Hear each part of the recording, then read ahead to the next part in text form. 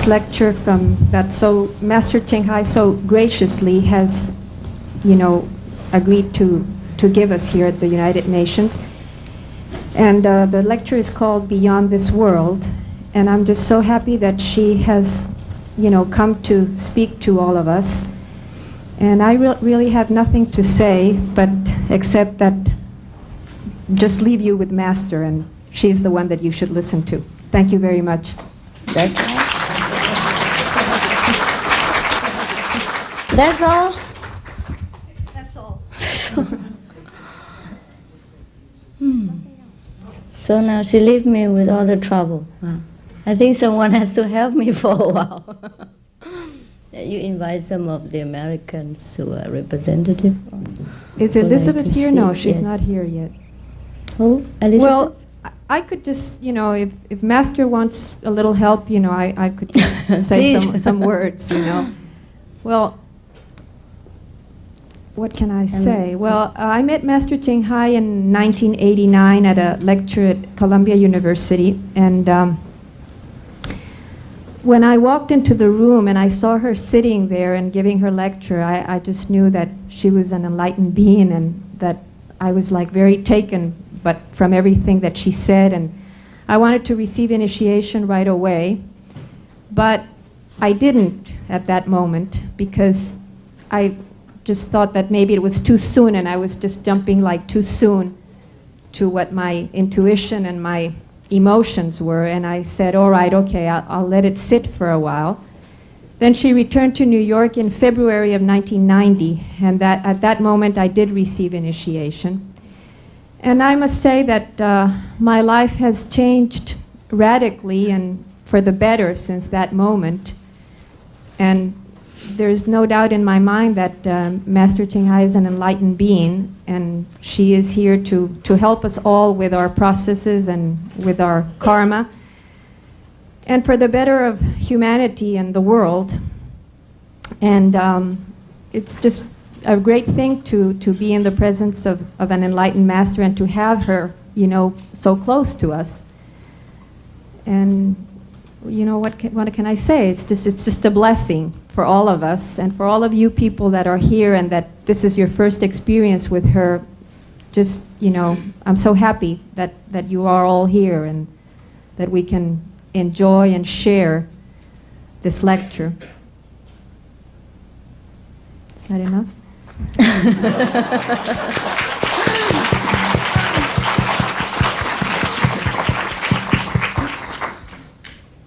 I don't know what the United Nations people want, so you ask them whether that's enough or not.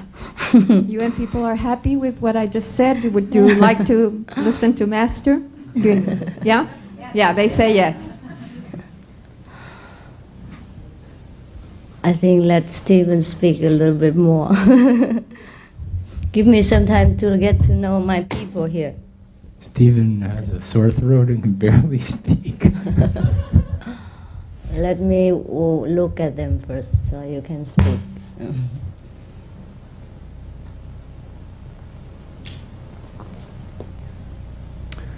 I am what you might call a spiritual seeker, and I've been that for probably all of my life.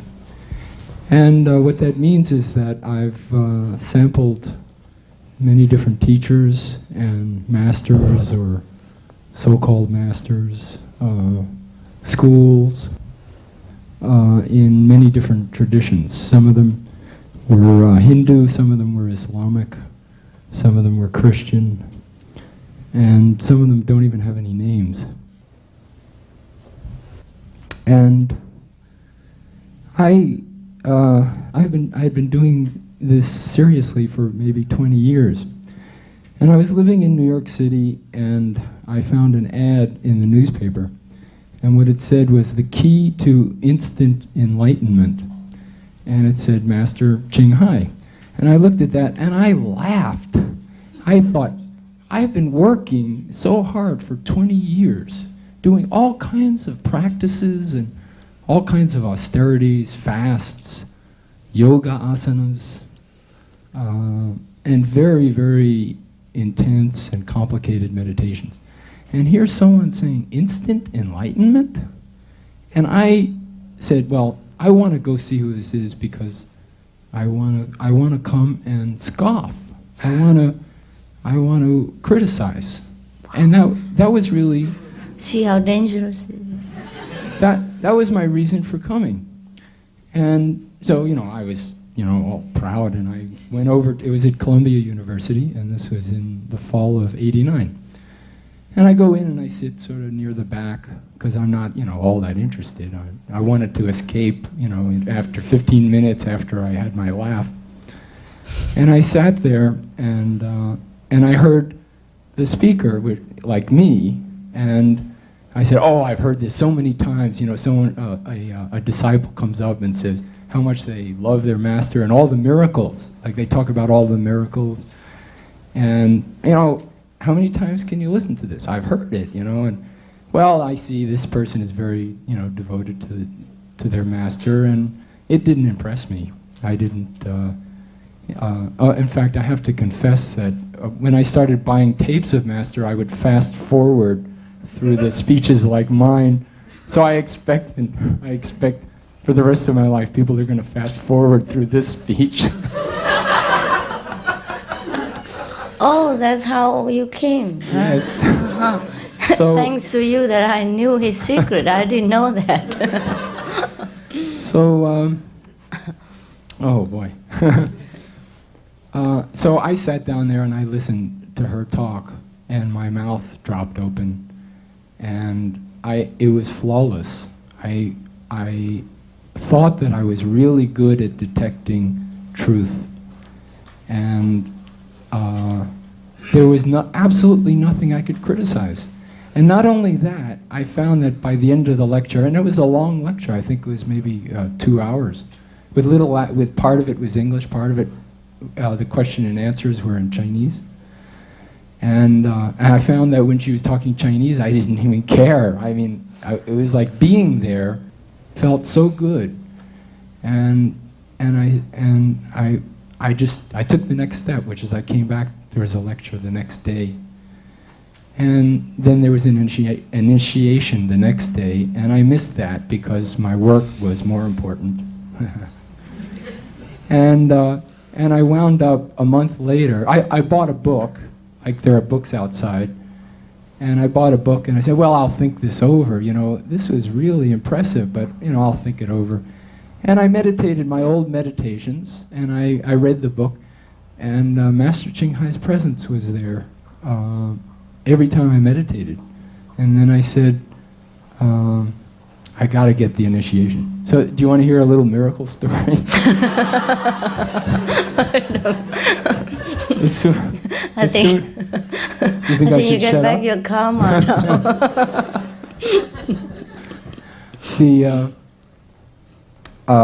As soon as I decided I really wanted the initiation, I got a coupon in the mail from Continental Airlines for a round-trip ticket to the West Coast for $189.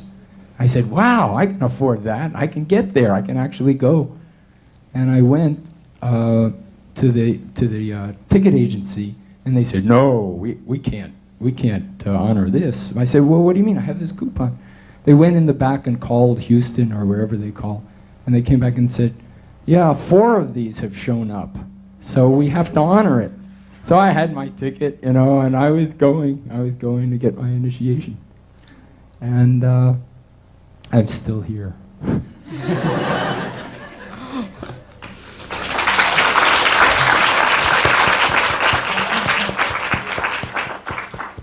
You have enough with miracles? Yeah.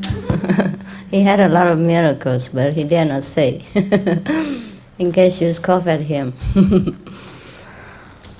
Many things I don't know. It's first time I heard something from him also. It's like you. So welcome to the United Nations. And please pray together for a while in your own belief that we are grateful for what we have, what we are given, and we hope that those who have not enough will be given the way we are given. the world's refugees, the war's victims, the soldiers, the government leaders, and of course the United Nations leaders will be able to accomplish what they want and live together in peace.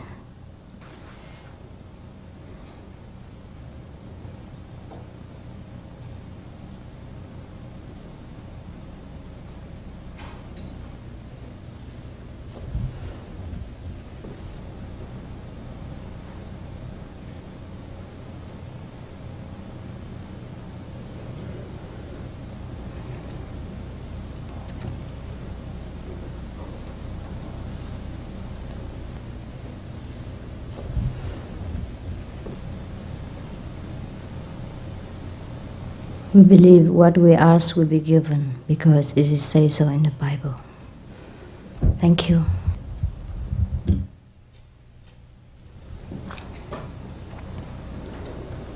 So it's been a long time since I was here. And has any of you been here before? I mean, been to my lecture before? When? Some? Yes. Oh yeah, so many. Thank you, thank you. And today our lecture, the theme of our lecture is Beyond This World. Yes. Because I don't think I would like to talk to you about this world anymore. That you all know, yes? You know this world, we have United Nations, we have America, New York, the apple.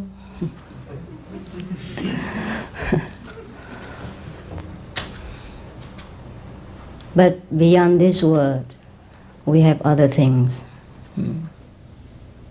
And if I think all of you who came here would be interested to know. This is not, it's not something like Steve just said about miracles or anything that's fantastic that you cannot believe. It is something very scientific, very logical, and very important. We all heard that in different kind of religious Bibles or scriptures, it is mentioned that there are 7 heavens, there are different level of consciousness, there are the kingdom of God within, the Buddha nature, etc. These are something that is promised beyond this world. But not many people have access to what is promised in these scriptures. Not many. I wouldn't say none, but not many. Yes.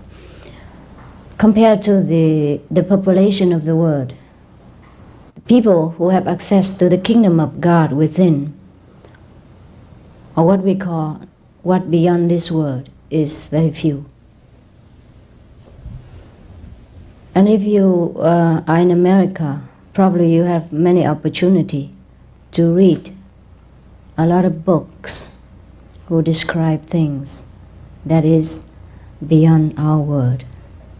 And some of the movies that the Americans people made are not altogether fiction.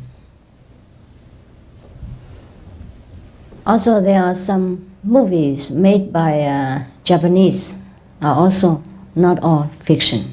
Yes. Because these people have probably read some of the books that have been written by those who has been beyond this world, or they themselves have some glimpse into the kingdom of God. So, in the kingdom of God, what lies in the kingdom of God? Why should we bother about the kingdom of God? If we already have enough work to do in the world, and we have a job, and we have secure houses, and we have enough loving relationship, etc. Precisely because we already have all this. We should be concerned about the kingdom of God. It sounds too religious when we say the kingdom of God. It's actually just some level of higher consciousness than people in the old day, they say it is heaven. But in a scientific term, we can say it is a higher level of knowledge, a higher level of wisdom. And this we can have access to, should we know how. So in lately in America, we have all heard of the late invention. People even have a machine to put you into samadhi. Have you experienced this? You haven't? No? It's in America, on sale. 400 to 700. Depends on what level you want. They call this is for the lazy people who don't want to meditate, just want to be right in samadhi. Now, in case you don't know, I would be brief about that. They say that this kind of machine can put you into a relaxed mental attitude state, a relaxing state. Then you would achieve the high level of IQ that's supposed to give you high knowledge, high wisdom, and then you feel great, etc. And these machines, they use some selected music, outer music. And so you need earphones. And then they put some electric probably currents that stimulate you, and then you probably see some flash. So you need also blindfold. And the earphone and blindfold, that's all you need for samadhi. This is very good. And $400, very cheap. But our samadhi is even cheaper, it costs nothing. And it's forever.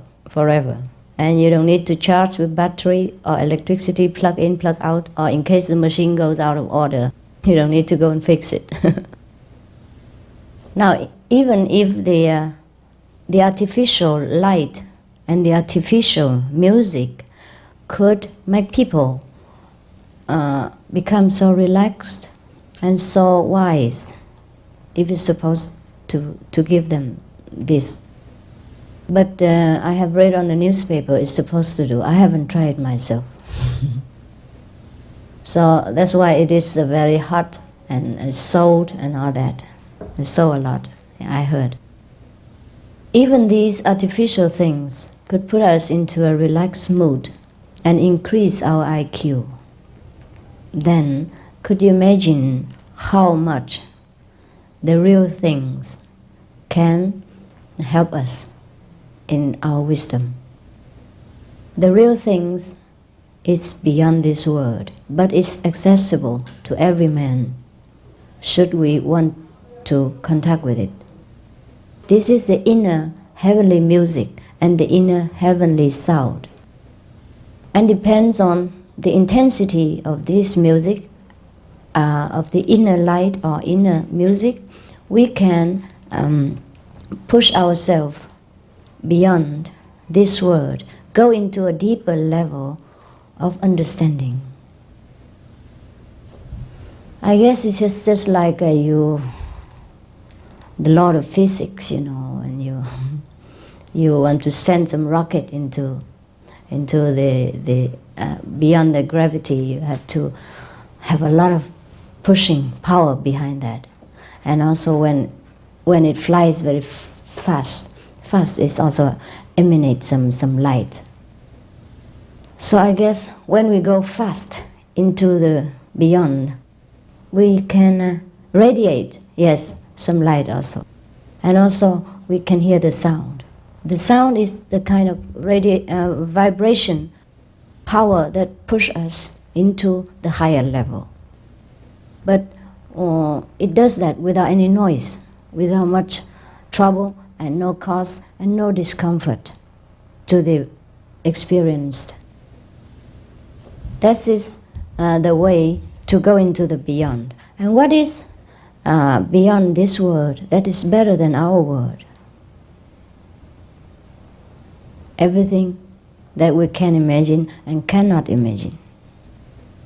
Once we experience this, then we know. No one else could tell us really, but we have to be persistent in that, and we have to truly be sincere. Otherwise, no one else can do it for us. The same like no one else can replace you to work at the UN's office, and you get paid for that. The same as no one else could help us to eat, and then we get satisfied. Therefore, the way is to be experienced, and not. We could listen to someone who has experience to tell us, but we cannot gain much experience from that. We may do for one time, for a couple of times, or some days, due to the power of that person who experienced God.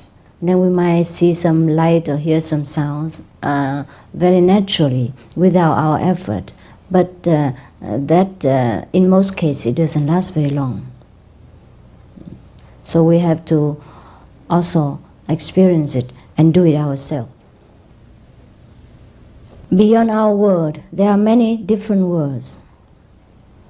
We could just put an example, like the one be a little bit higher than us, yeah? What we call the astral world in the Western terminology. In the astral world, they have even 100 and more different levels, and each level is the word of itself, and it represents our level of understanding. It's just like we go into the university, yeah, and then each grade, as we go through the university, it represents our understanding more about the university teaching, and then slowly we move to the graduation. In the astral world, we will see many kind of so-called miracles, and we probably will be tempted also by miracles. And we probably will have miracles also. We can heal the sick. We can, sometimes see something that other people cannot see. We have at least 6 kinds of miracle power. We can see beyond the ordinary boundary. We can hear beyond the limit of space. The distance doesn't make difference to us. That's what we call the heavenly ears and the heavenly eyes. And then we can see through the people's thinking.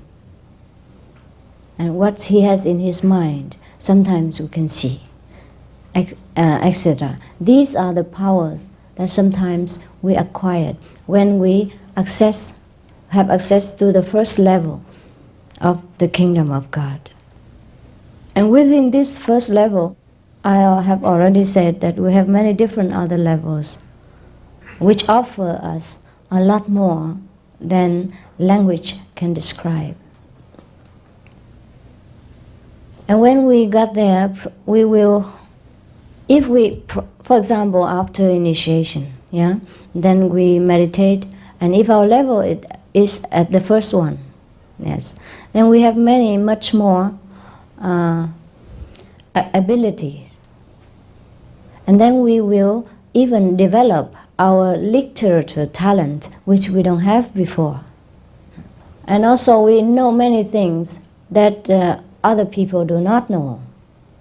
And many things come to us just like gift from heaven. Sometimes financially, sometimes career-wise, and sometimes many other things. And we begin to be able to write poems, or maybe we can draw pictures, and we can do something that we did not, and we have not been able to do before, and we couldn't imagine we could.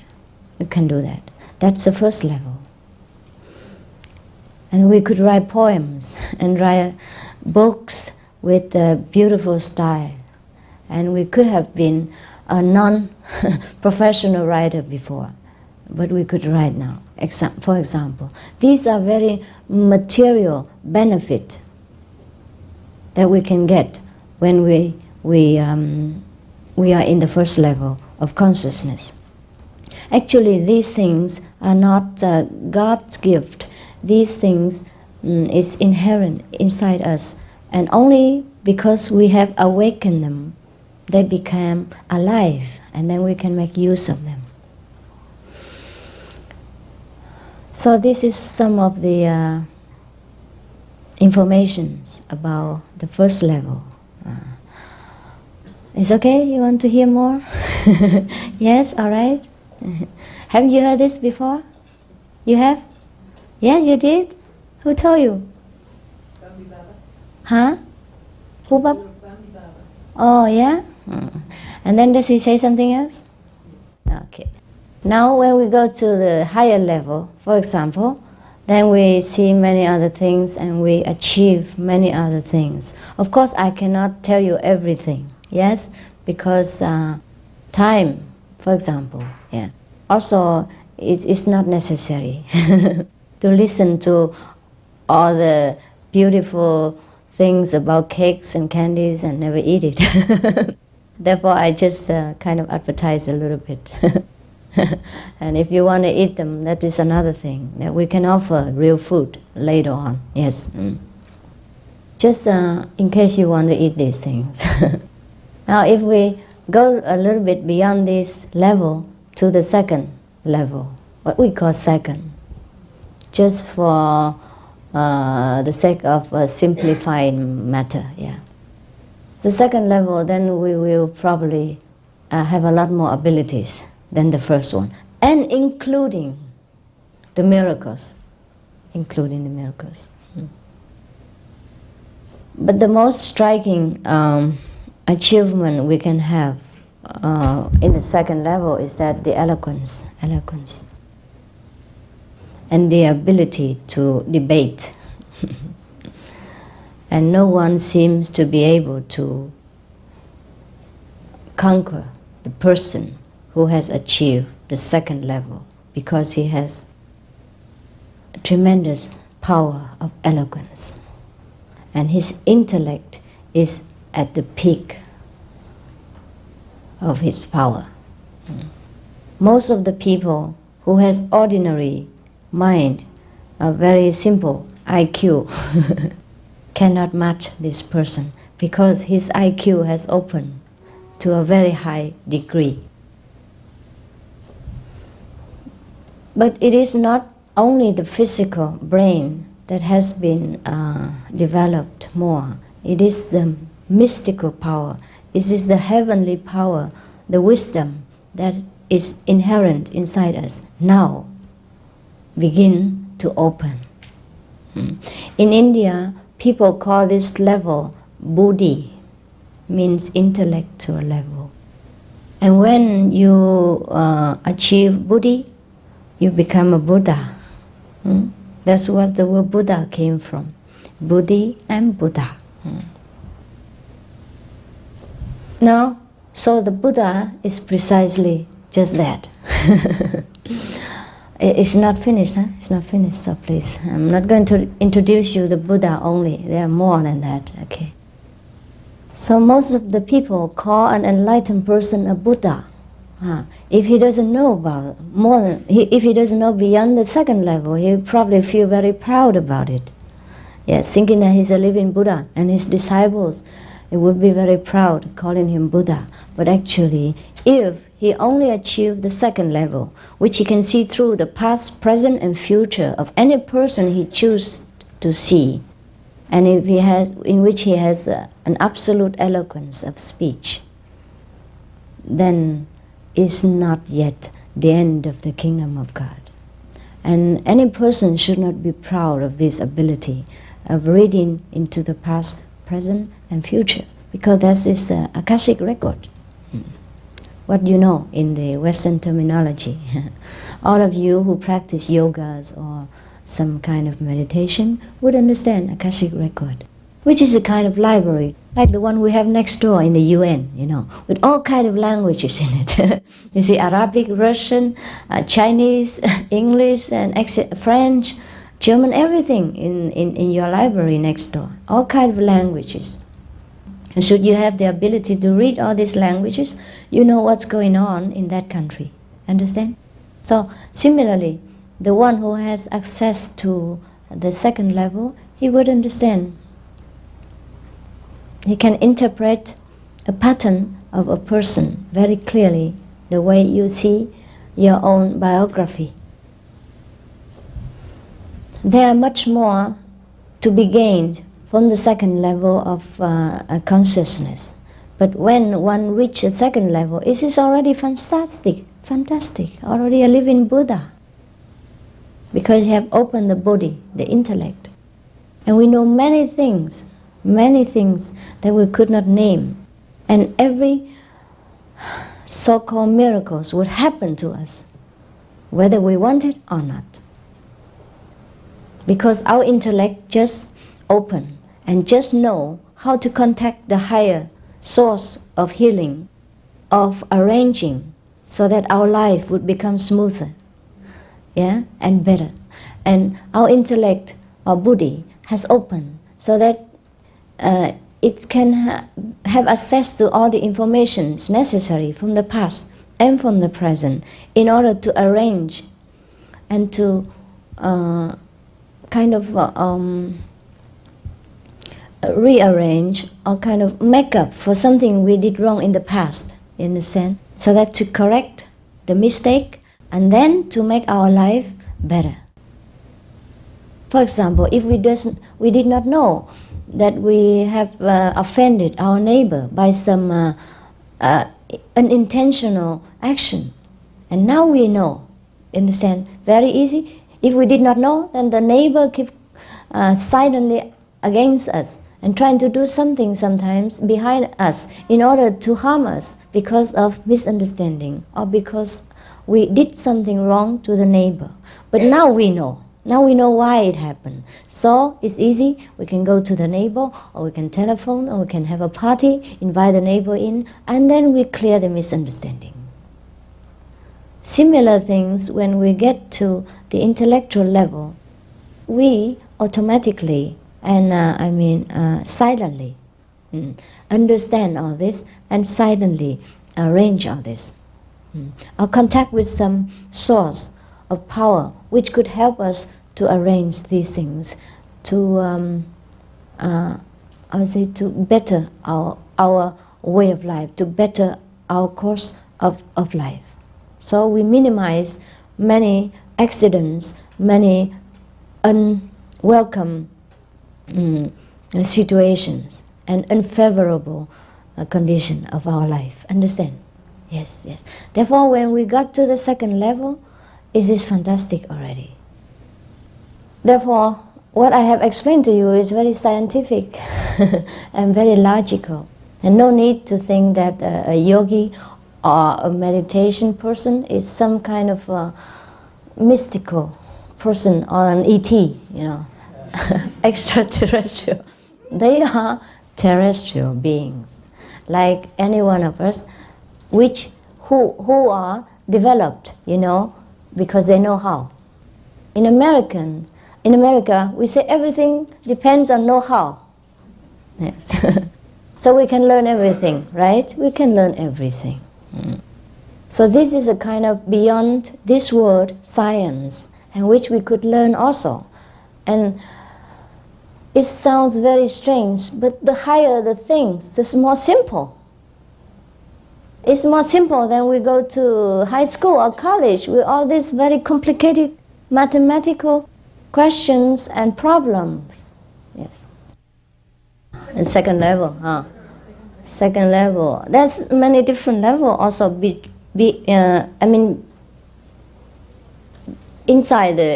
the second level, there are many levels too, But I just make it brief because I cannot be detailed. All the secret of heaven. Anyhow, you will know all this also when you travel along with a master who has already traveled. Yes, So it's no secret. But it's too long, if we have to stop in each level, which have a lot of levels, sub-levels, and have to examine everything, it takes too long. So sometimes the master just take you briefly, from one level after another, very fast, tak, tak, tak, tak. Yes, because if you have nothing to do with mastership, then you don't need to learn so much. It will give you a headache, yeah. Therefore, just take you through and back home. Because even then, it takes a long time. Sometimes it takes a whole lifetime. But enlightenment we get immediately. But that is only starting. Just like enrolling, The first day you enroll in the university, you become immediately the university student. But that has nothing to do with PhD. After 6 years, 4 years, or 12 years, then you graduate. Yeah. But you immediately became, university student. If that is a real university, and if you enroll, you're truly earnest to wanting to become a university student, right? So both sides has to cooperate.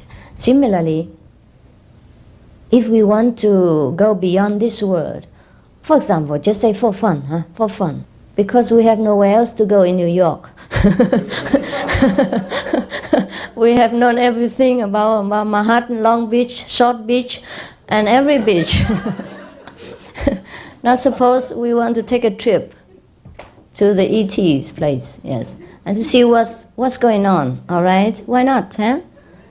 Since we pay a lot of money to go to Miami, Florida, just to have a bath in the sea, so why couldn't we sometimes go to different worlds, beyond this world, to see what is our neighbor planets look like, and how do the people fare themselves over there?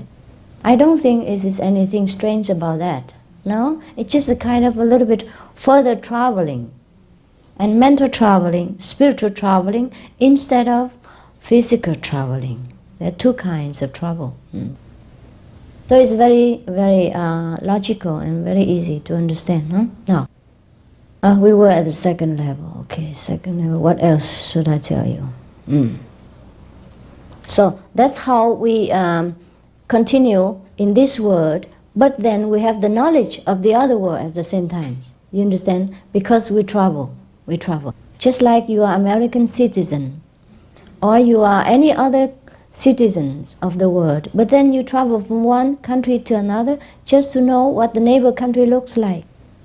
And I guess many of you in the United Nations are not Native Americans, no? Yes. So you know now, the same thing. We can travel to the next planets or the next level of life in order to understand. Because the distance is so great, so we cannot walk, we cannot take a rocket, and we cannot take even a UFO. Some worlds are longer than UFOs could fly. A UFO? Unidentified object? Yeah, okay. A flying object, yes. Now there are a facility within us which is faster than any UFO can comply.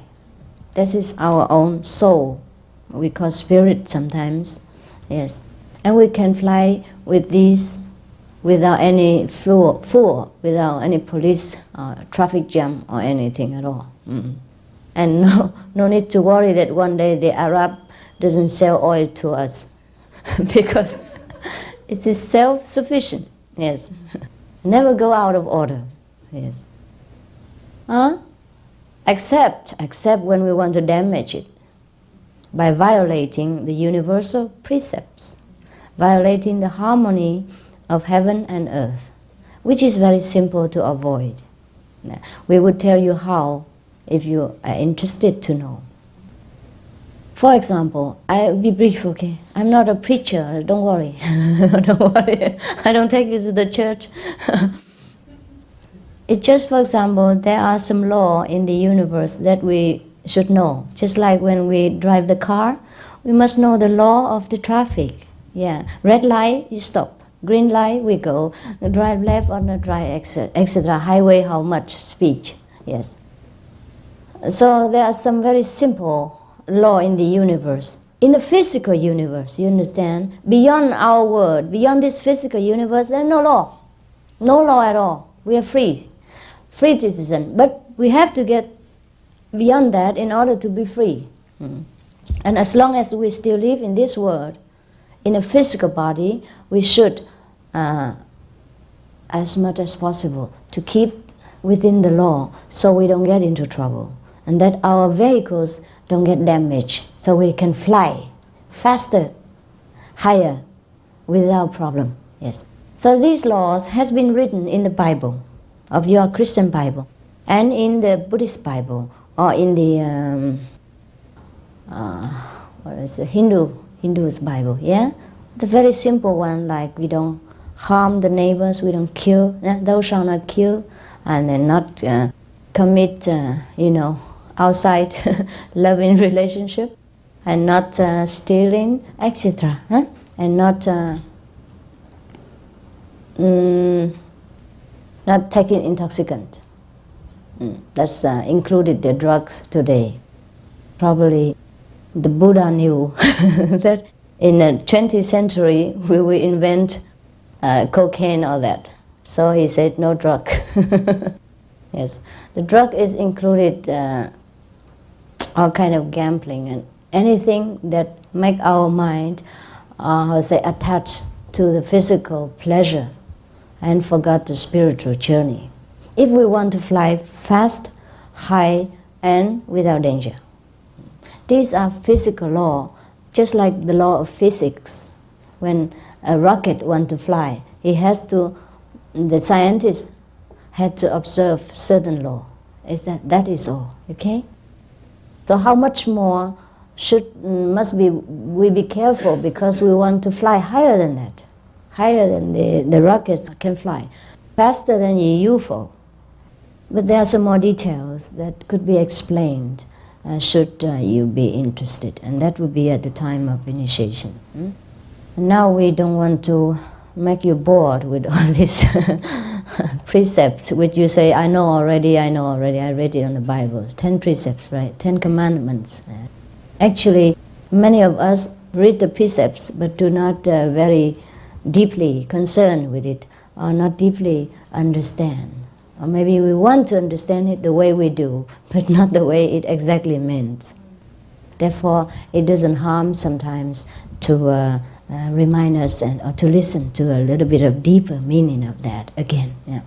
For example, in the Bible, in the Old Testament, the first page, God say, I made all the animal, to befriend you and to help you, and you shall rule over them. And then he say he makes all the food for the animals, each one a different kind. Yes, but he didn't tell us to eat them. No. And he say, I make all the fruit, all the herbs in the field, and the fruits on the trees, which are delicious to the taste and pleasing to the eyes. These shall be your food. But not many people pay attention to that, and so many of the Bible followers are still eating flesh, without understanding what God truly meant. Yes. And if we come into a deeper scientific research, then we will know that we are not for flesh eating. Our system, our intestine, our stomach, our teeth, everything is scientifically made for vegetarian diet only. No wonder most of people get sick, get old fast, get fatigued, and get sluggish. When they were born so brilliant and intelligent, and they end up a little bit dull, duller each day, and the older they get, the worse they feel. It's because we damage our vehicles, our flying object, our UFO. So if we like to use this vehicle a little bit longer and safer, then we have to take care of it in the proper way. Now, for example, we have a car. You all drive cars. Now, if you put the wrong petrol in it, how would it happen? What will happen? It would drive just a few probably feet and then stop, and you don't blame the car. We mistakenly put some fuel which doesn't belong there, or if our petrol has some water in it, right? It probably can run for a while, but it has trouble, right? Yeah. Or if our oil has become too dirty and we didn't clean it, and then it will run for a while, but then we have trouble. And sometimes it explodes just because we didn't look after our car in a proper manner, right? Yes. Similarly, our body is like a vehicle which we can use to fly from here to eternity, to the very high level of scientific wisdom. But sometimes we damage it, and we don't use it for the proper purpose. For example, our car is to drive many miles, to bring us to the office, to our friends, and to different beautiful scenery. But then we don't look after it. We put wrong petrol in it, or we don't take care of the oil, and we don't take care of the water tank, everything. And then it doesn't run very fast. It doesn't run very long, and then we just run around in our lawn, in the circle of our backyard.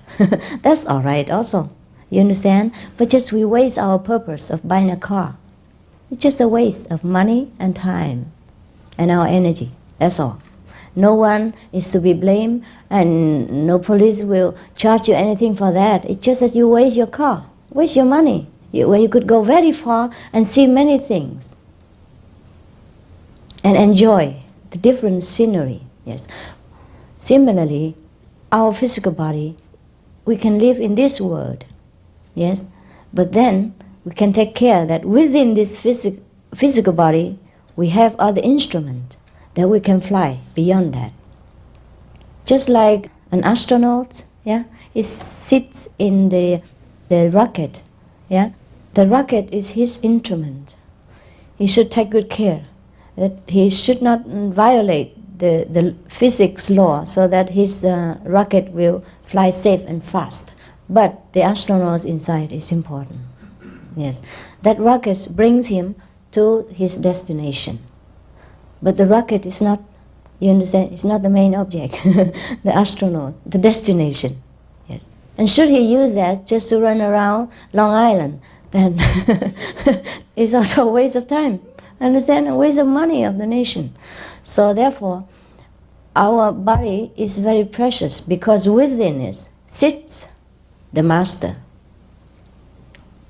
That's why in the Bible it says, "Know you not that you are the temple of God, and Almighty God dwells within you, the Holy Spirit." The same thing.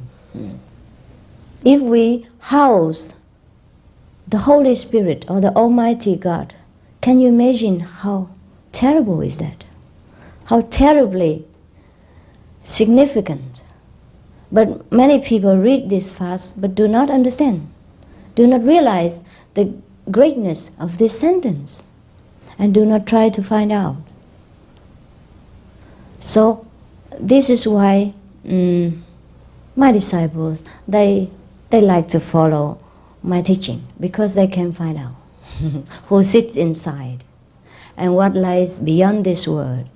Apart from our everyday struggle and money earning and striking and all these physical problems, we have more beauty, more freedom, more knowledge within. And should we know the proper way to contact this is all ours, because we have them inside. It's just because we don't know where the key is, and we lock this house for a long time, and now we've forgotten that we have this treasure, that's all. So the so-called Master is the one who can help us to open the door, and show us what is originally already belonged to us. But we have to take time and walk into it and check every item that we have.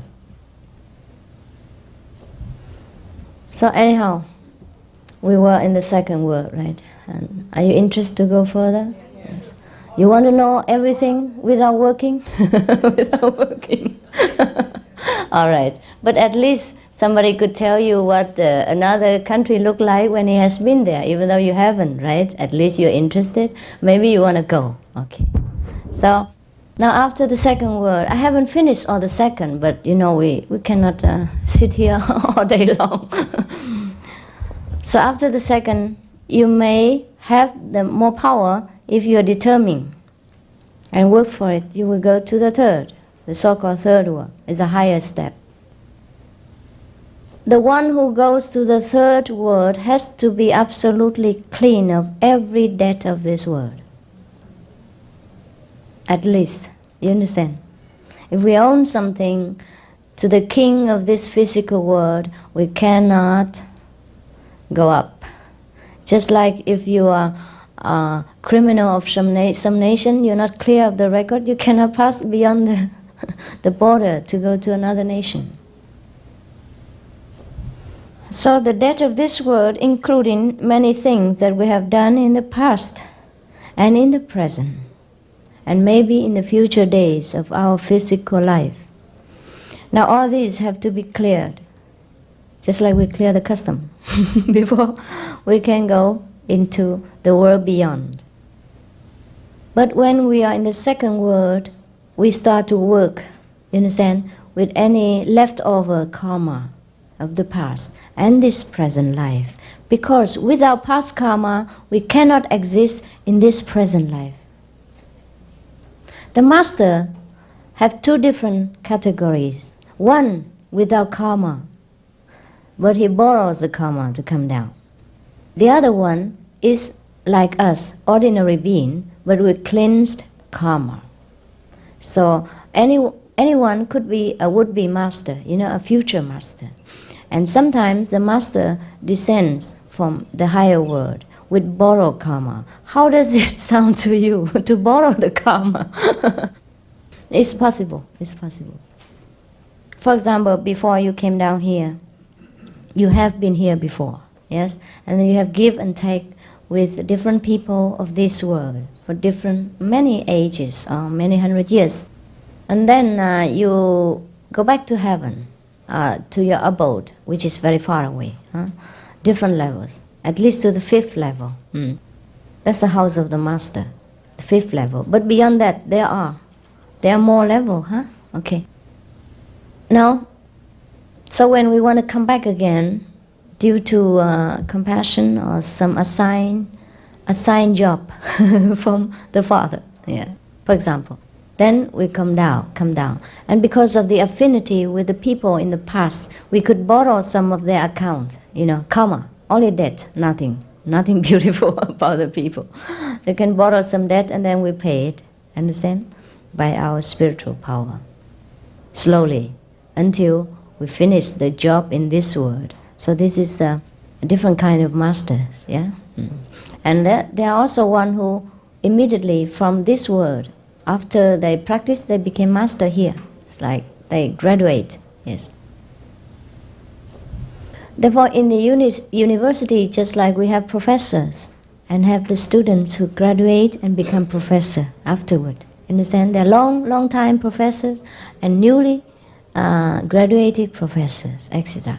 Similar, they are this kind of master. So now, if we want to go to the third world, we must be absolutely clean of every trace of karma. Karma is the law of as you sow, so shall you reap. Just like we plant an orange seed, then we get orange. An apple seed, we have apple. So these are the so-called karma. It's a Sanskrit language for cause and retribution. The Bible doesn't talk about karma, but it says, as you sow, so shall you reap. That's the same thing. Bible is the shortened form of the teaching of the Master. And anyhow, his life was also a shortened form. Therefore, we don't have much explanation in the Bible. And many of the Bible versions has been also censored in order to suit the so-called leaders of these movements, not necessarily always spiritually minded people. Yes, in every kind of aspects, people sell and buy everything. Brokers, they are brokers of every aspect in life. But the Bible, the true Bible we know is a little bit different. Yes, a little bit longer, more precise, and more easy to understand, easier to understand. Anyhow, because we cannot prove much of it, so we don't talk about it in case people say we are blasphemy. So we can only say something that we can prove, okay? And you would ask me, then you talk about this second word, third word, and fourth word, and how can you prove it? Well, I can prove it. If you walk along with me the same path, you see the same thing. Understand? But if you don't walk, then I cannot prove to you.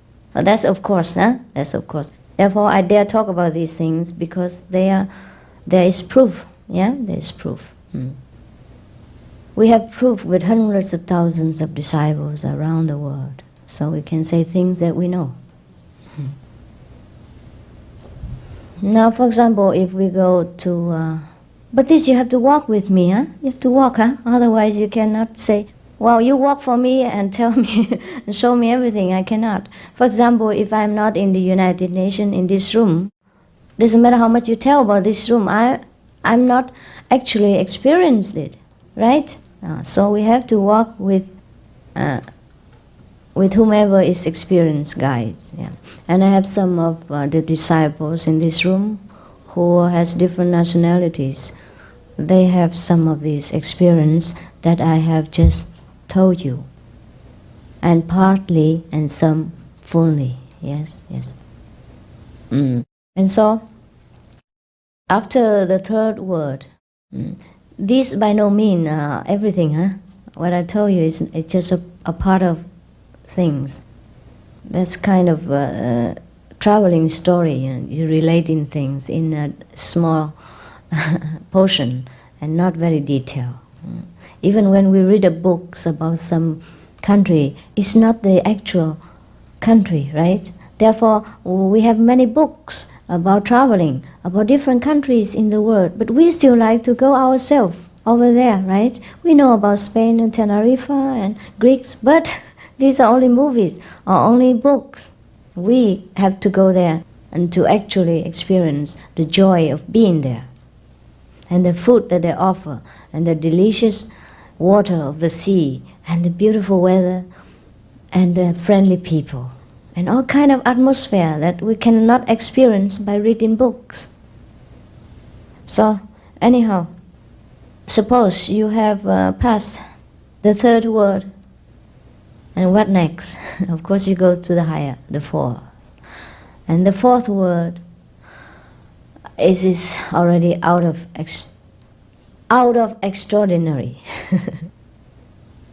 And we cannot just use the simple language to describe all these things to the lay persons, for fearing of offending the Lord of that word, because that word is so beautiful, even though there are some part of it is very dark, darker than an electric cut night in New York. Have you experienced the whole completely city in darkness? Yes? It's darker than that. But before you reach the light, it's darker than that. It's a kind of forbidden city. Before we reach God's knowledge, we are stopped over there. But with a master, with an experienced master, you can pass through. Otherwise, we cannot find the road in that kind of world. When we reach different levels of plan of existence, we have experienced not only spiritually changes, but physical change also, intellectual change, and everything else in our life. We look at life different manner, we walk differently, we work differently. Even our work, our daily work, takes on a different meaning. And we understand why we work this way, why we have to be in this job, or why should we change the job.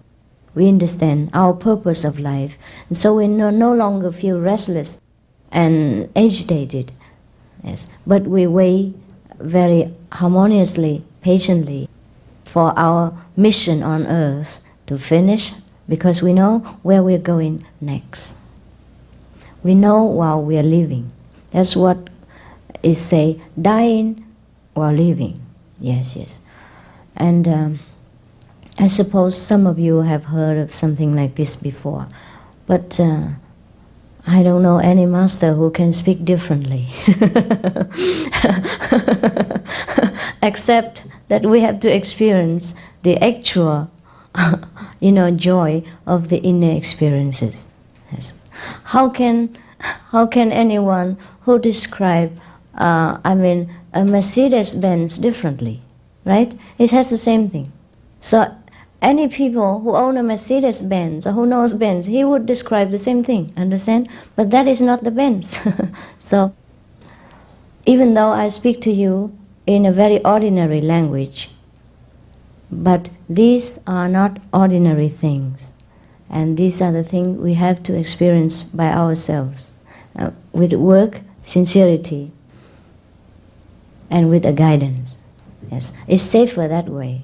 Although it perhaps happen 1 in a million that we can make it ourselves, but with danger, with risk, and with very, I would say, not secured result, not very safe.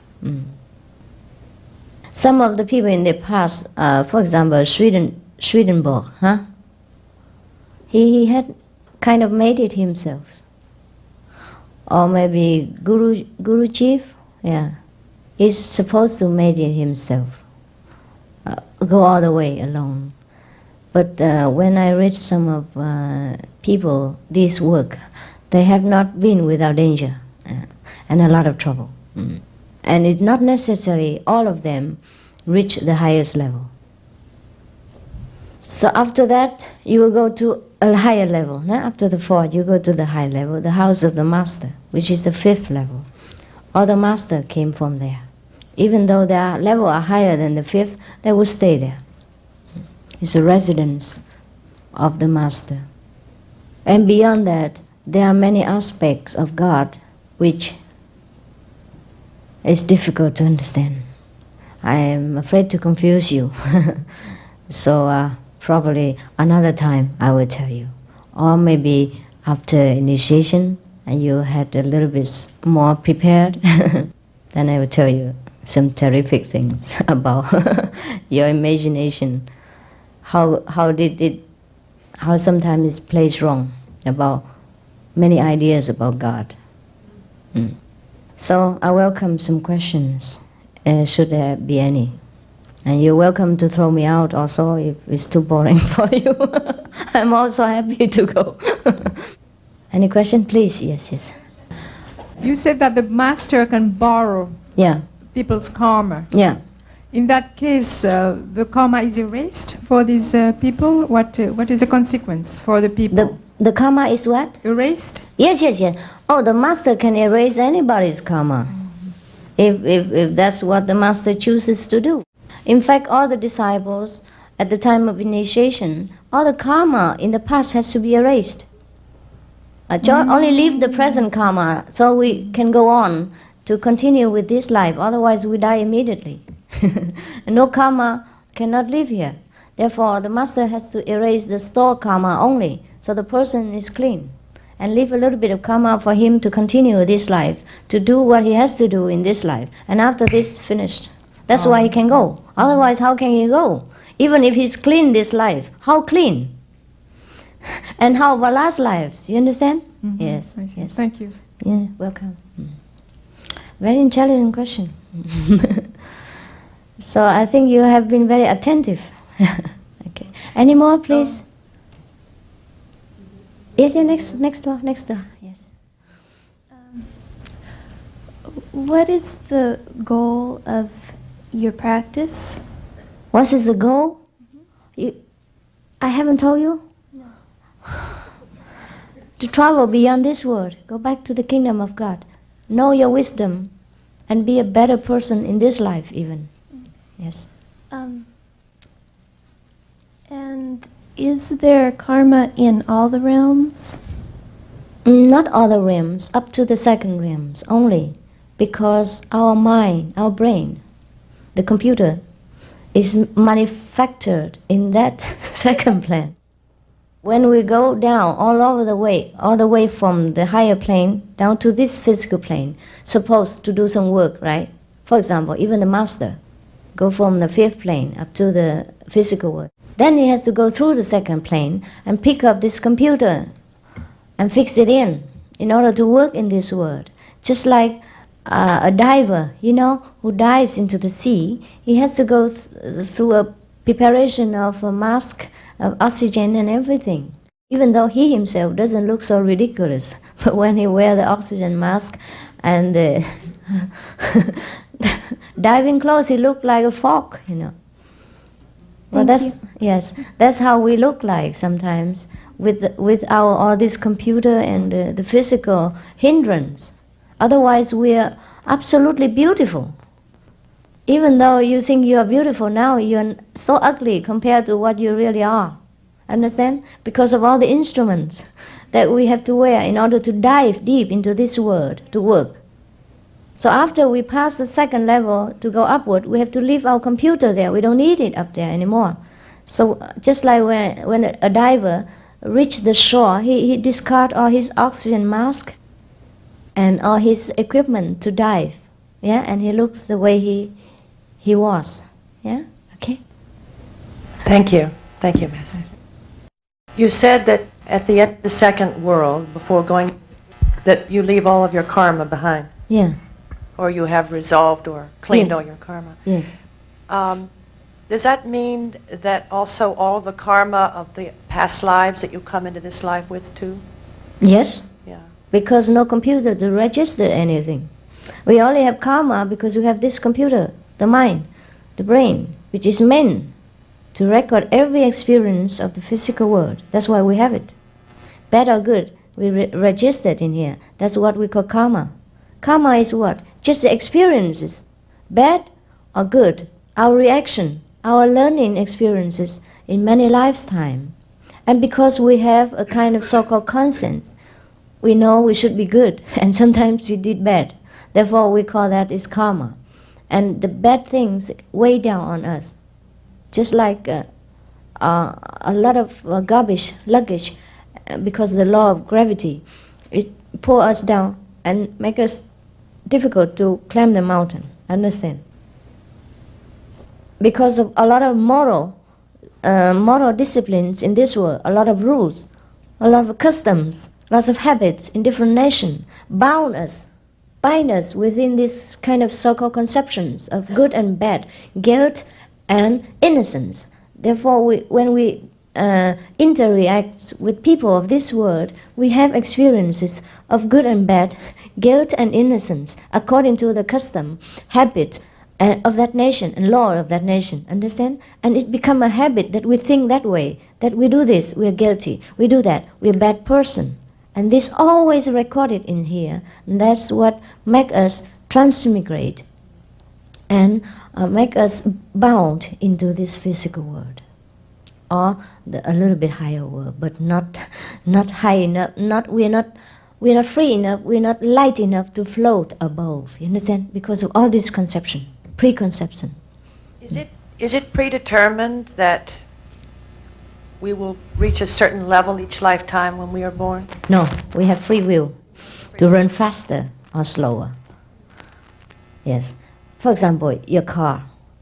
You put in 100 liters of petrol. I don't know how much you put in a car. I don't drive a car, but yeah, you can you can go fast with it, yeah, and reach the destination quicker, or you go slowly. Okay, it's up to you. Yes, the gentleman next door. Or you want to speak more? Yes? No? Well, I want you to ask you, the angels. The angels. Angels, what level are they? What level are they? Oh, it depends on what kind of angels. Well, the guardian angels. Our guardian angels. Oh, they could be up to the second level. Angels are less than human beings. Less prestige. They are there to serve us.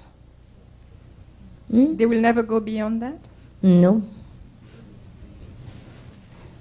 Except when they can become human beings. They are very envious of human beings because God dwells within them. We have all the facilities to become one with God. The angel doesn't. It's complicated. I'll talk to you another day. Okay? There are things made for our use also, you see? A different kind of angels. Yes? For example, if it's made by God, then it's made to serve us. You understand? And they don't have to go beyond that. Understand? But they could, yes. Sometimes something is made without a proper arrangement to improve. You understand? Yes. For example, in your house, something you make for your own comfort. You understand? Even though it's very fantastic. For example, you sit here and you can turn the light off and on all over your houses and garden and turn on and off the TV because you invent it for yourself. But this is only to serve you. Because even though it's better than you in some aspect, like it can sit here and control everything, and you cannot do that by human effort. But that doesn't mean it's better than you. Understand? It's made for the sole purpose of serving you. Even though it's better than you, but it's not. Okay? All right. It can never be human being, the computer. Okay? Yes, yes, sir. Master Ching Hai, I want to know that because we are in the body now, could it be that we could have fallen from being liberated from this body before? Have we always been in this state, or have we? In a different state before. Have we been in a better state before, or just in this state? And what is the good attitude or the good disposition to quickly move ahead? To quit the body and move ahead. Yes. Yes, we can if we know how. Yes, there are many different methods for leaving the body behind and go beyond this world.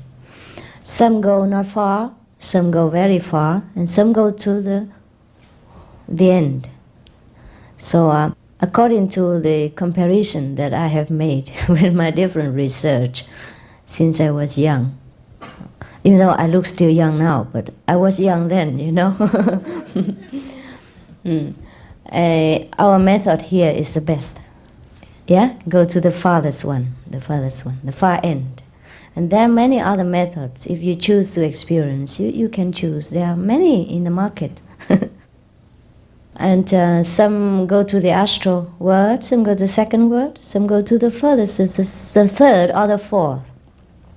But not many can go to the fifth. Yeah. So our method, our practice is to take you to the fifth before we set you free. Understand? Let you go alone. And beyond that, we can approach a different aspect of God beyond the fifth plane. But it's not always pleasant. Yes. We always imagine that the higher the better. It's not always true. For example, sometimes we go into a beautiful palace and we were invited into the living room of the master. We sat there and we served with cool drinks and beautiful eating and everything. And then we thought we should go a little bit deeper into the house, have a look. And then we would venture into the garbage place and, many other things in the house. It's not always important, yeah? And also into a powerhouse. We went into the electricity house, which is behind the house, beyond the house, and we get shocked. Sometimes we die there. So it's not always necessary or recommendable to go into deeper. But we could do that for the sake of adventure. Yeah, okay? Master Ching Hai, it's sort of like two questions. One is, what world do past life memories come from, if you were to have a memory of past life? And secondly, how do past lives relate to karma? Yeah, to your present, right? To your karma? To a present karma and Okay. to one's present understanding. Are they part of the excess baggage that you spoke of? Yes, they relate very much. Okay, first question, where do the past karma come from? Past life Past life, remembrances. yes. You and- can read the past life record, that's for sure. And the past life records, as I told you, came from the Akashic, yeah? Huh? Akashic record, yes. And this is a kind of a library in the second world, which is accessible to anyone who can reach there. Yeah. Not everyone can go to the United Nations Library and have access to it, but I can, for example, today, because I'm invited to talk in the United Nations, right? But not everyone can come in, but you can, because you are kind of residents here, right? So, similarly, when we get access to the second world, we can read the past life. Yeah. Also, when we access into the first world, some of it, we can have some glimpse of the past life of a person, but that's not very high and not very complete record. And how do these past life experiences related to the present karma? We can say that these are the experiences we have learned in order to cope with this present lifetime. You understand? What you assimilate in the past, you will bring into practice at this present lifetime.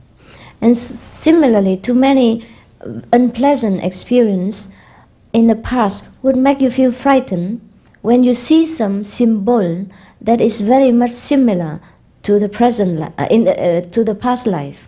For example, if last life, just now, you drop off from the staircase, yeah, by accident, and then hurt yourself badly, and in the dark, and nobody helped you. And now, when you walk down the staircase, you would feel a little bit frightened, especially when it's deep and dark underneath.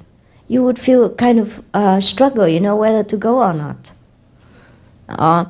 If last life you have already studied and researched deep into some scientific field, in this life you will find yourself still very interested.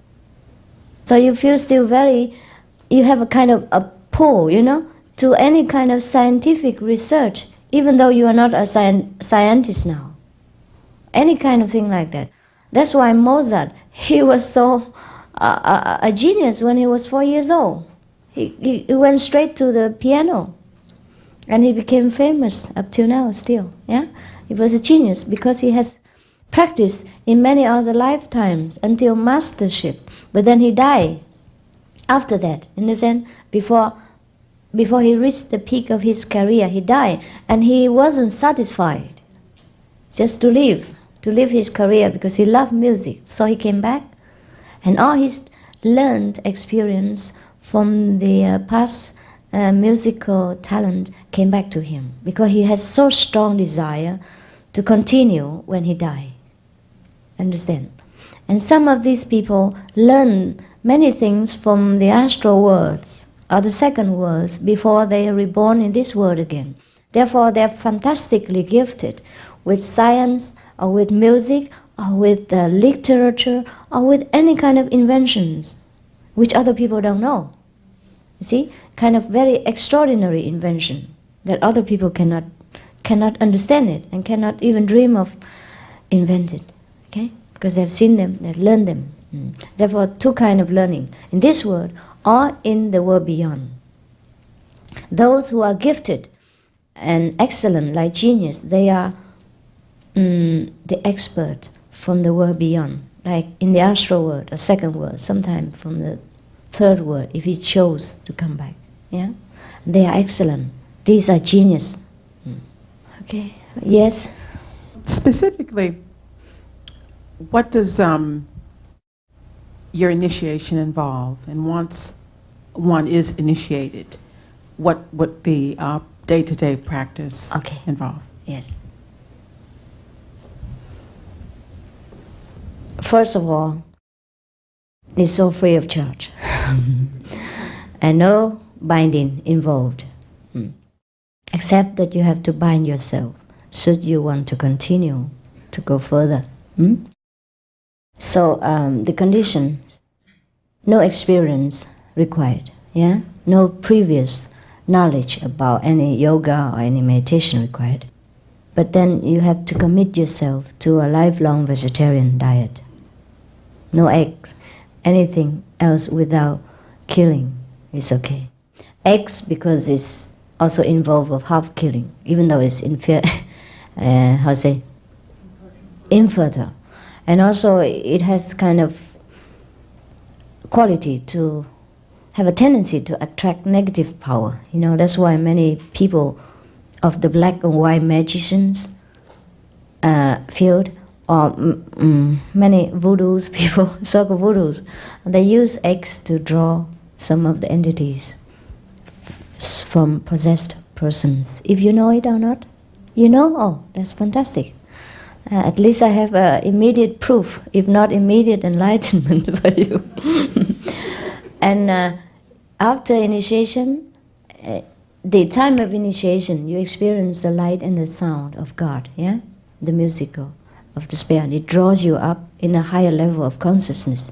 You will understand the taste of samadhi, a deep peace and joy, yes. And after that, you continue to practice at home if you are serious.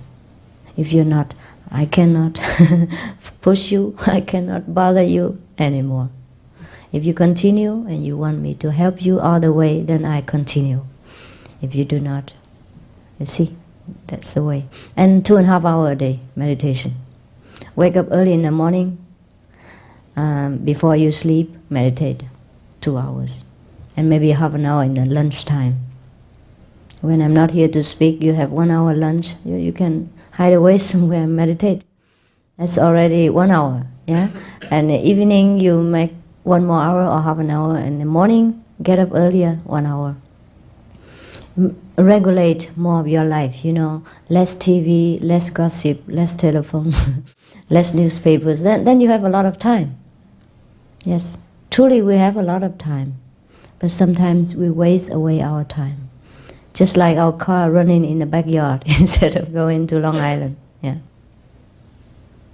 Are you satisfied with that? Or yes, yes. And nothing more, no condition for you, nothing else, except you commit yourself to this lifelong practice. And every day you experience different changes for the better and different miracles for your life. Not that you wish for it. It will happen anyhow. Understand? And that you truly experience what's heaven like on earth, if you're really serious about it. And that's how many hundreds of thousands of our disciples still hang on, still hang on to me after many years, yes. Because they have better and better experience, because they're serious about it and they do practice. Yes, please. Yeah. In front of, or right behind, yes. Gentleman first. Please explain the nature of consciousness. Nature of consciousness, okay. It's hard to explain, but you could use your intelligence to imagine. It's a kind of wisdom, you know, like you know something better than you ever did before. Yes, you know something that is beyond this world. And you know something in this world which you did not know before. And you understand many things that you do not understand or did not understand before. That is a consciousness. And also, when you open this consciousness or the so-called wisdom, you will understand truly who you are and why you are here and what else beyond this world. And who else beyond, apart from our worldly, I'll say, citizens. Yes, understand? There are many things. So the level of consciousness is a kind of different degree of understanding. Just like a graduation in college. The more you learn, the more you know. Until graduation. Yeah. Are you satisfied? It's difficult to explain something that is abstract, but I have tried. Okay, the lady in the front.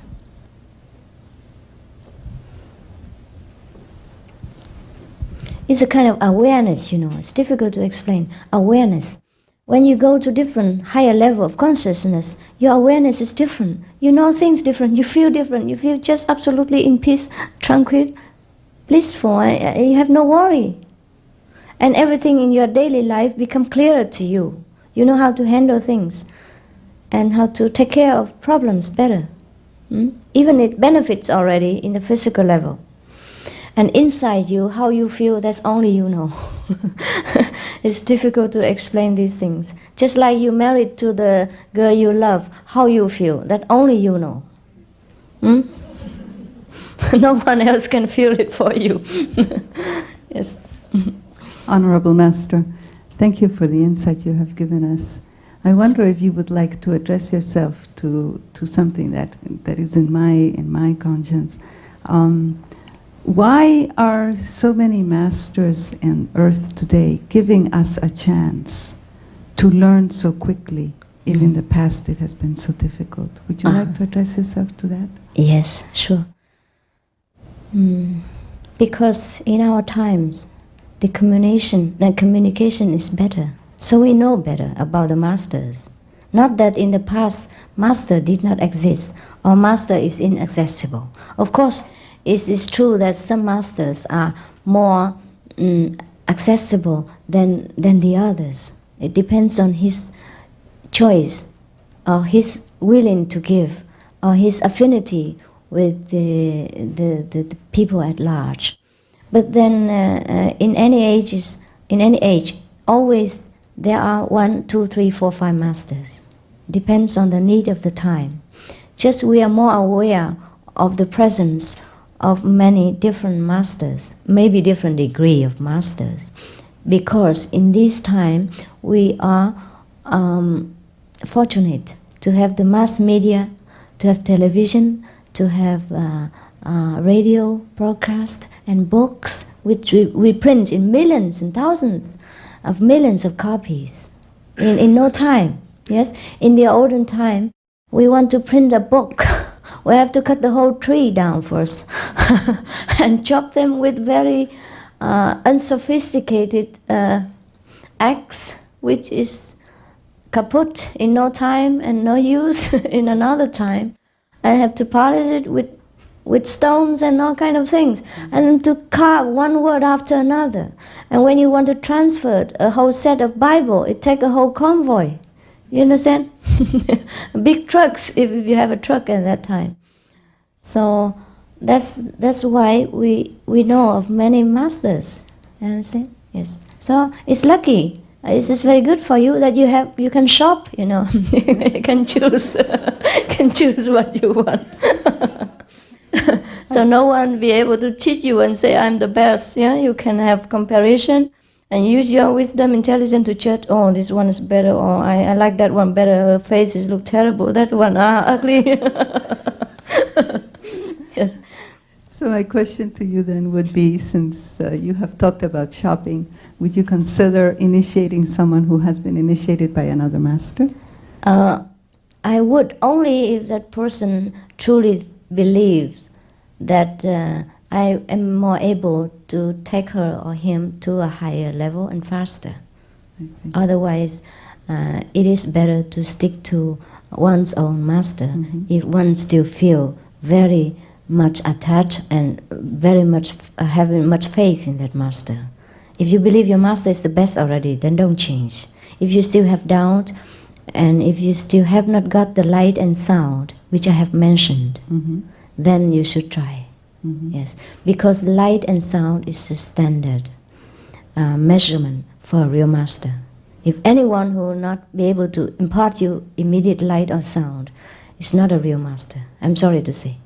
The road to heaven is equipped with light and sound. Just like you have to go to dive into the sea, you have to be equipped with oxygen mask and all that. There are things for different purposes. Okay? That's why you see all the saints with the halo on them. Huh? That's light. When you practice this method, you radiate the same light, like they draw on the picture of Jesus, and people can see it. If the people who are psychic, they can see your light. That's why they draw Jesus with the halo, and they draw Buddha with the light around them. You can see your practitioners in a high degree with this light, if you're opened. Many people can see that. Have any of you see this here? You? What did you see? Well, you can see auras, and there are auras. Yeah. But auras are different from light. Auras are different colors. Sometimes black, sometimes coffee color. Yeah, and sometimes a yellow or red, depends on his temperament at that time. But when you see a person with a strong spiritual aura, you know it's different, right? Yeah. So the lady behind, give her. Yes, that one. Yes. What? I don't really have a question. I just I used to do Raja Yoga for a while. Raja Yoga, yeah. And I thought I saw also auras. I mean, at that time, I didn't have much knowledge. Understand. You know, understanding. And you don't see it now? You only see it sometimes? No, I don't meditate now. Oh, that's why you lost your power. Should meditate again, huh? Yeah. If you still believe in that path, you should meditate. It helps you to some extent. It would not harm. I just I saw in your leaflet that there are 5 precepts. Yes. Are these once you're initiated, you have to live according to these 5 precepts? This is the law of the How do you universe. understand sexual misconduct? Means if you have a husband already, please don't consider the second. Okay. Very simple. Keep your life more simple, no complication, and quarreling over emotion. Yes, cause hurt feeling for other people. We don't harm other people even emotionally. That's what it is. Yes, we try to avoid conflicts, try to avoid suffering, emotionally, physically, mentally, for everyone, especially our loved one. That's all. And if you already have one, don't tell him. It hurts more when you tell. Just solve it slowly and quietly, and don't confess to him. Because sometimes people think if they have an affair and then they go home and confess with his wife or his husband, that's very wise and very honest. It's nonsense, no good. You already make mistake, why you bring garbage home and to let other people enjoy it? If he doesn't know about it, it doesn't feel that bad, you understand? The fact of knowing hurts. So we try to solve that problem and not to have it again, and that's it. Better not to talk to the partner about this. Because it will hurt them, hurt the partners. Yeah. I have noticed that many spiritual masters have a great sense of humor. Yeah. What is the relationship of humor in spiritual practice? Oh, I see. I guess they're just feeling happy and relaxed, and light-hearted about everything, and they could laugh at themselves and laugh at others, have about ridiculous things in this life which so many people cling so tensely and taken so seriously. After we practice, somehow we just get loose, we don't feel so serious anymore. If we die tomorrow, we die. If we live, we live, If we lost everything, we lost everything. If we have everything, we have everything. Yes, we have enough wisdom and ability after enlightenment to take care of ourselves in every situation, so we're not scared of anything. We lose our fear, we lose our anxiety. That's why we're relaxed. We feel detached to this world. Whatever we gain or lose doesn't mean much anymore. If we gain a lot of things, it's only for the benefit of people, then we offer.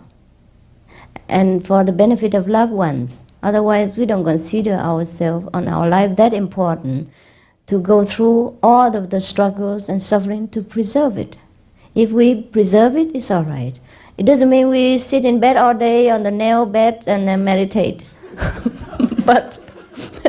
But we do work, you understand? For example, I still work. I do my painting and my handicraft works to earn my living. So I don't want to take donation from anyone. And even my earnings so much, I can help people. I can help the refugees, the disaster victims and all that. Why shouldn't we work? But we have so much talent and abilities, and life is so easy for us after enlightenment that we feel just no need to worry. You understand? We just naturally relax, and that's how the sense of humor are born. I guess that's what it is, huh? Yes. Do you find me humorous? Yes. Then maybe I must be a master of some kind, huh? Okay. Let's hope so for your sake, huh? So that you didn't listen to an enlightened person for 2 hours. Waste your time. Okay, any more questions?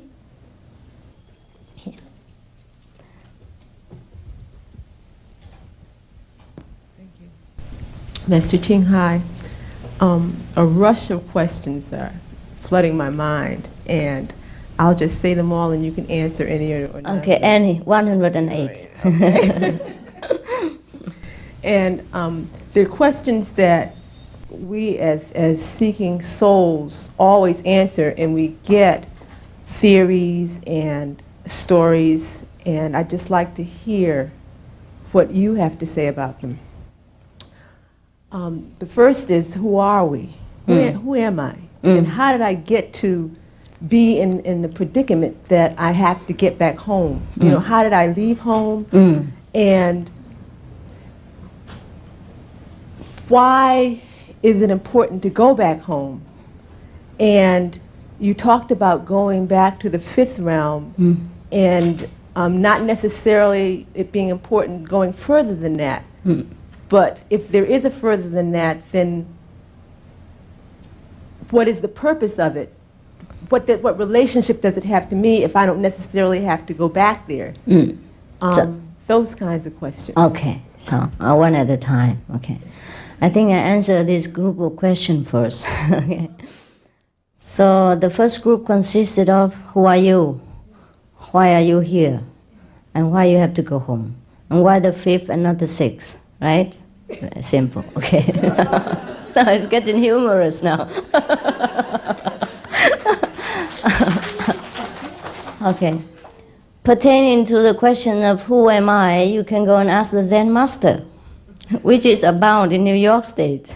You can look into Yellow Page and find one. I'm not specialized in that. And the second, why are you here? Maybe because you like to be here. Or else who can force us to be here? Since we are the children of God. The so-called children of God is like God himself. No? A prince is similar to the king in some aspect, or more or less like the king or the future king. So only when he likes to be somewhere, then he'll be there.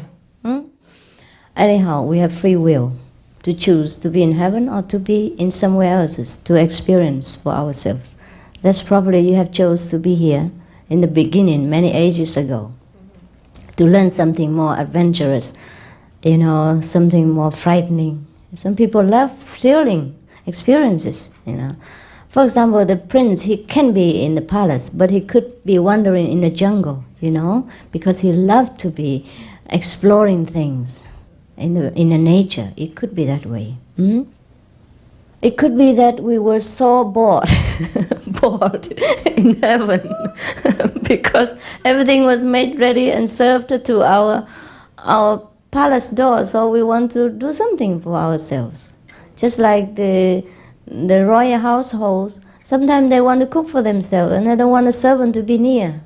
And they smear themselves with ketchup and oil all over places, but they love it. Doesn't look very princely, but they love it. Yes. So, for example, I have people who drive for me. Everywhere I go, people would love to be my driver. But sometimes I like to drive myself. I drive on my small tricycle, non-smoking tricycle. Yeah, electric, plug-in, 10 miles an hour. No, 10 kilometers an hour. I like to go around like that. Yeah, and sometimes I like to, because everywhere I go, people notice me a lot. So sometimes I like to go somewhere that people don't know me.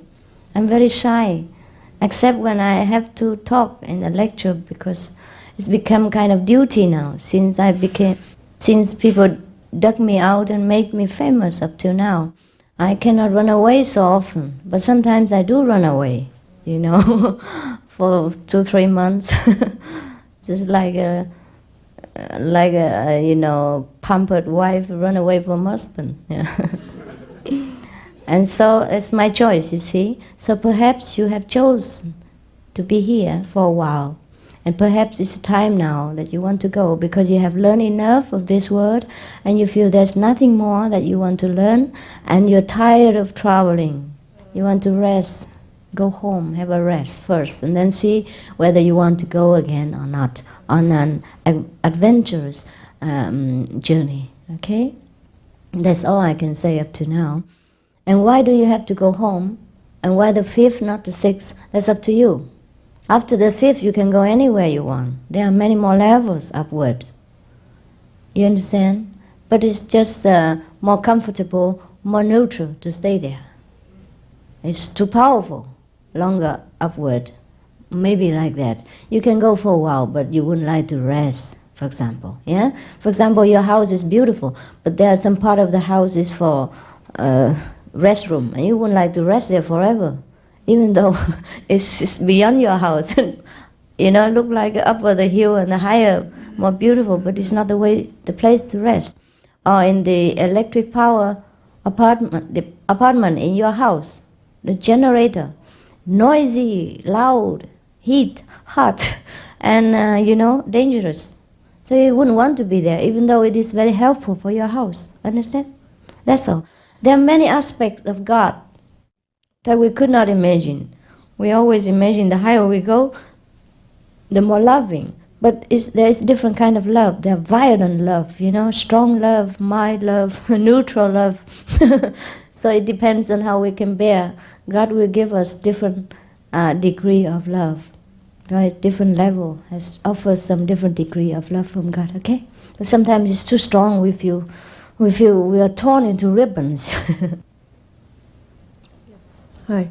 I see so much destruction going on around me, environmental destruction, True. cruelty to animals. It's true. And I just wonder how you perceive this and how you can recommend for people who are trying to release themselves from this world in the spiritual fashion to also cope with their surroundings and cope with all the devastation that is around them.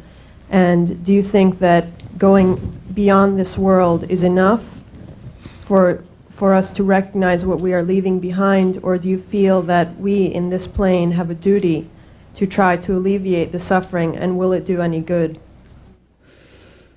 It will. It will.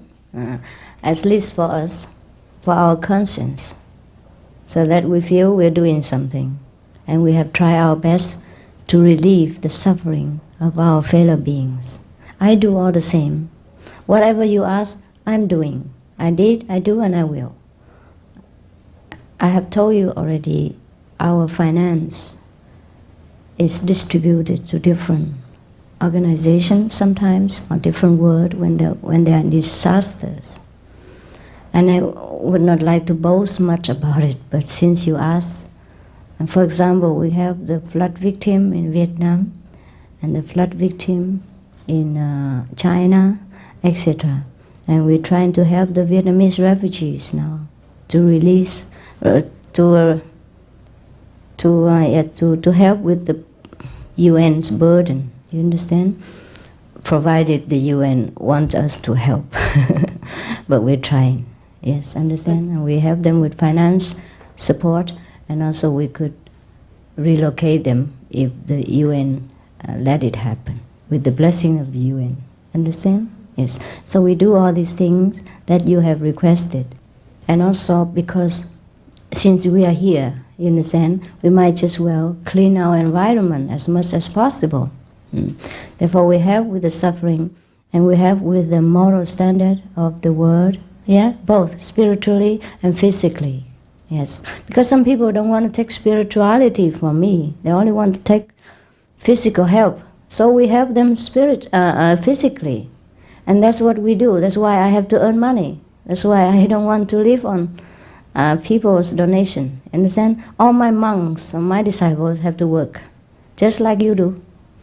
And then apart from that, we help spiritually also. Understand? And help with the suffering of the world.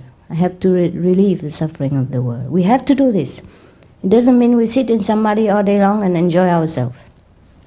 This is a very selfish Buddha. We don't want to have him here.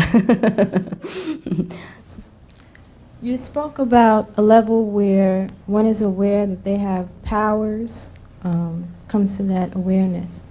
Now, what if you are aware of the powers, you don't know you have them, but you are aware of them, you may even feel like you do. How do you access it or not access it? If you don't access it, how do you not become impatient with the process that's going on around? Like you see the process taking a slow, mundane way where you know you can just pray or do something else to bring about a better or quicker resolution. Yeah. Okay. What does that mean, and how does one access it with a blessing that it will come out okay? You understand what I mean? I understand.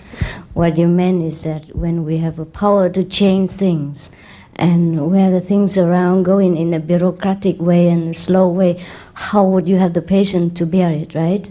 Or would you just pray or do some magic or point a finger and push it, right?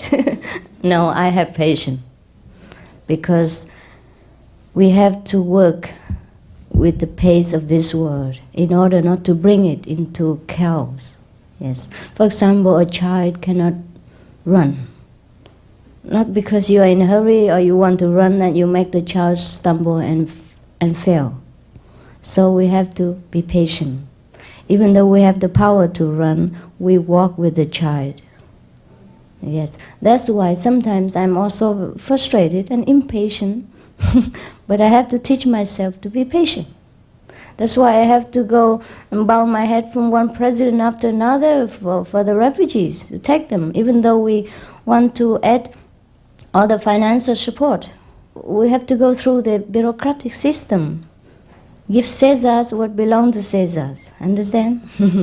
I'm not going to wave my head or to point a finger at the UN even, make them run. No. We cause disaster in this world if we use physical magic power. Understand? It has to go the way it goes. But we can elevate people's consciousness by spiritual healing, by spiritual wisdom, understanding, impart to them the knowledge that they're willing to do it, you understand, and cooperate. That's the best way, not to use magical power. I never intentionally use magical power in any aspect of life, but miracles just happen around spiritual practitioners. That's very natural, but not intentionally, you understand? Not trying to push things. Yes, that's no good. The child cannot run. All right, you satisfied with my answer? If any of my answer doesn't suit you, please let me know, because I can explain further. But I trust you're very intelligent, being the most chosen and intelligent people of all nations. Therefore, I don't elaborate very much. Yeah? Any more questions? Yes, behind there.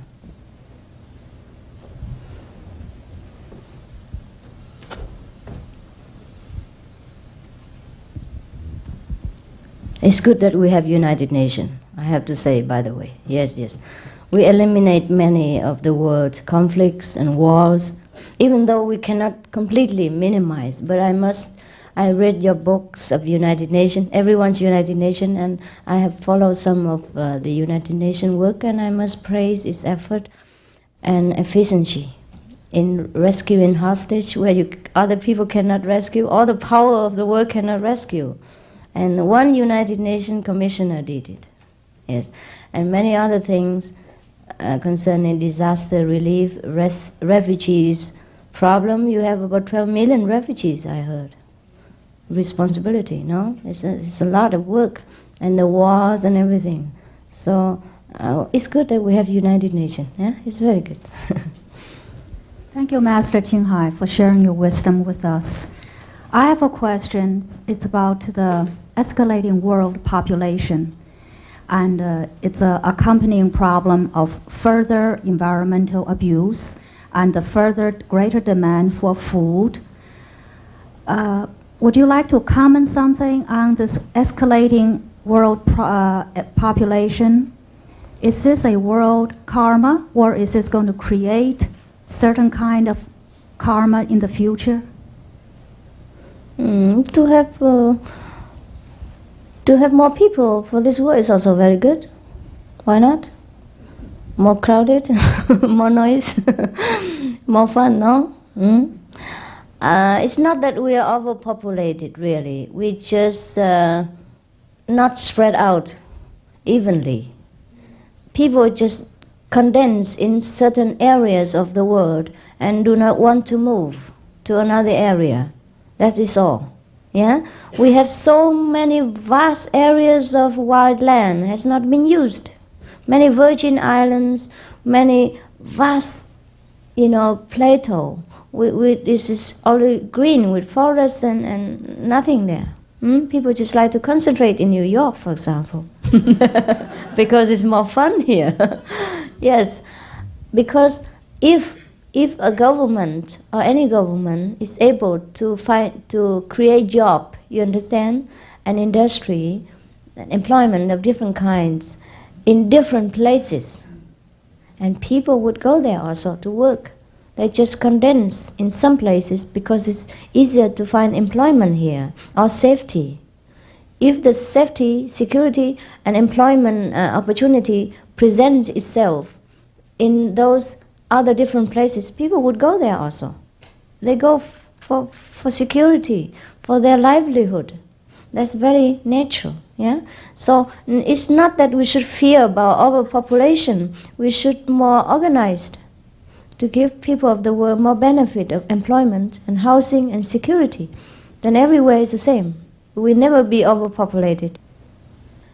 And about your question concerning food, you should know better because in America we have so much information concerning how to preserve the world.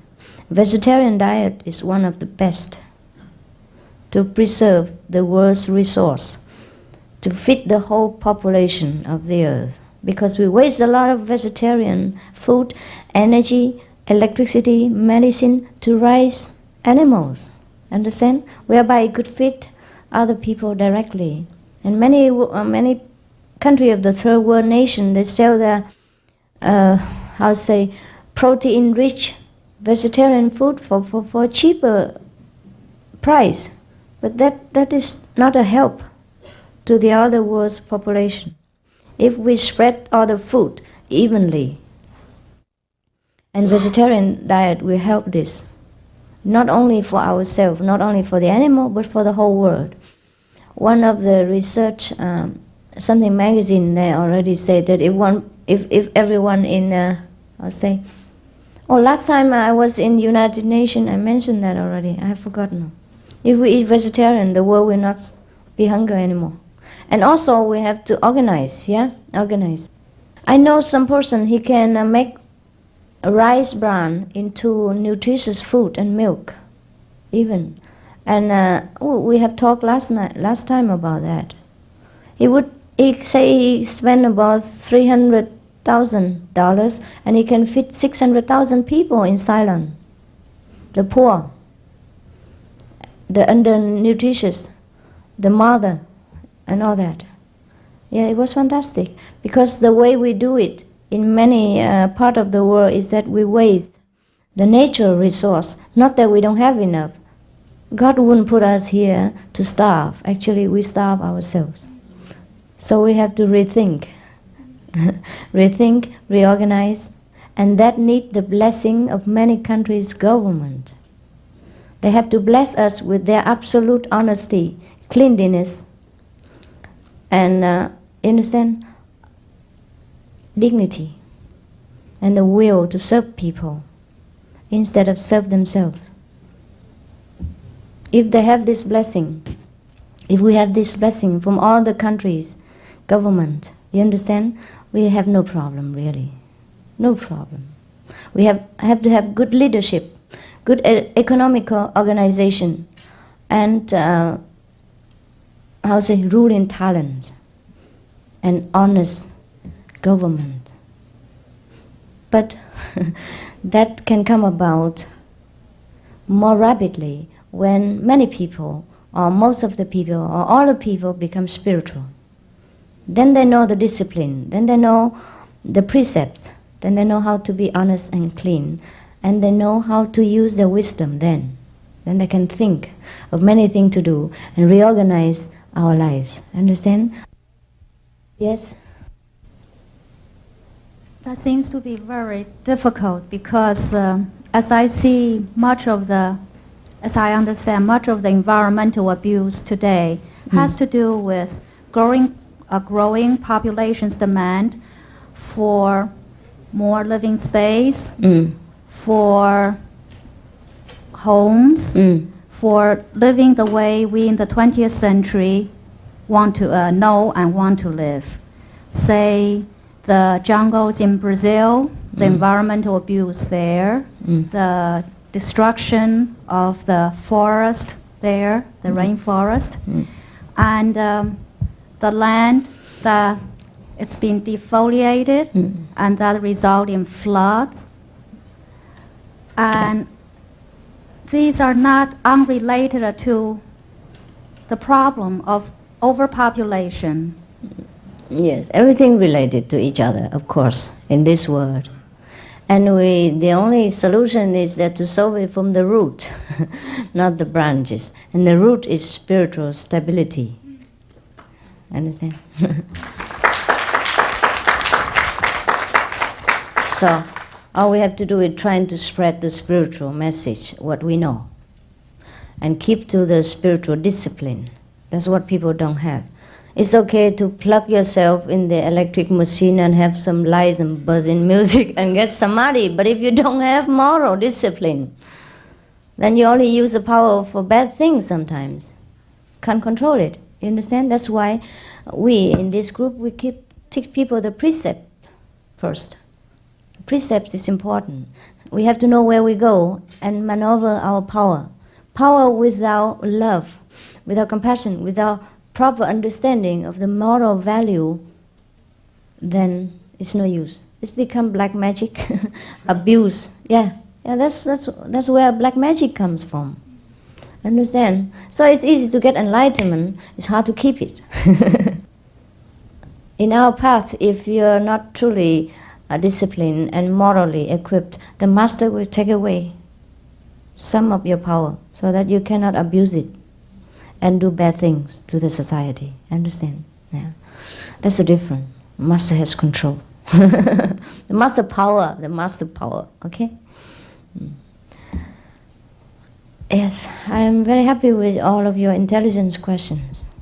Very intelligent. People do these things because they're not wise enough, like abusing the land that you have said, or doing something just because they are lack of wisdom. Yes, so the root is wisdom, spiritual practice. Get enlightened. Yes. Are we okay or not?